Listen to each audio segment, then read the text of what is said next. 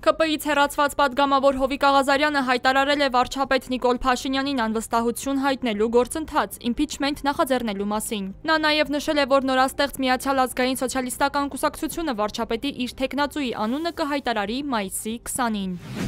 Վաղ առավոտից վերսկսվել են մայիսի 4-ից անհետ կորած համարվող 2-ամյա երեխայի որոնողական աշխատանքները։ Դրանք իրականացվում են ինչպես Մարմարիկ բնակավայրում եւ հարակից տարածքներում, այնպես էլ Մարմարիկ գետի երկայնքով եւ Աղբյուրակի ջրամբարում։ Որոնողական աշխատանքների արդյունավետությունը բարձրացնելու համար կիրառվում են անօդաչու թռչող սարքեր, ջրափրկարարական նավակներ։ Իդեպ այսօր մայիսի 9-ին փոքրիկ Տիգրանի ծննդյան օրն է, նա դարձավ 2 տարեկան։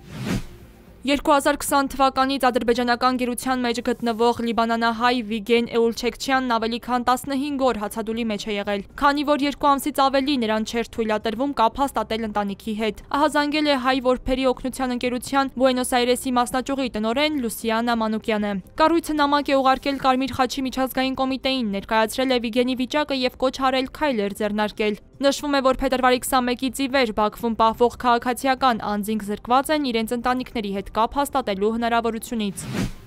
Ադրբեջանի նախագահ Իլհամ Ալիևը կնոջ Մեհրիբան Ալիևայի հետ Արցախ է մեկնել։ Ալիևները եղել են հայաթափված Շուշիում, նաև այցելել են Քարին-Տակ գյուղ։ Այստեղ նրանք մասնակցել են մզկիթի բացման արարողության։ Ավելի վաղ արբանյակային լուսանկարներից պարզ էր դարձել, որ Բաքուն քանդել է հայկական Քարին-Տակ գյուղը։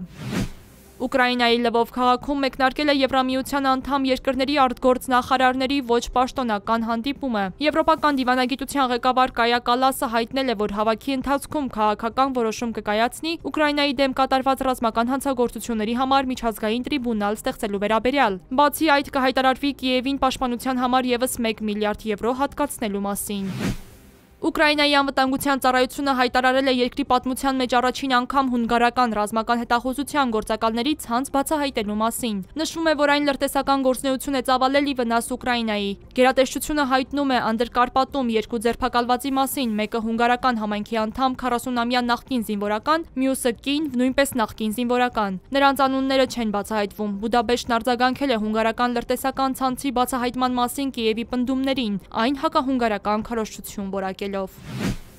Լևոն 14-րդը պաշտոնապես Հռոմի պապ կոչվի մայիսի 18-ին մատուցվող պատարագի ժամանակ, իսկ առաջին ընդհանուր լսումը կգլխավորի մայիսի 21-ին, հայտնել է Վատիկանը։ Մինչ այդ Հռոմի նորընտիր պապն այսօր առաջին պատարագն է մատուցել։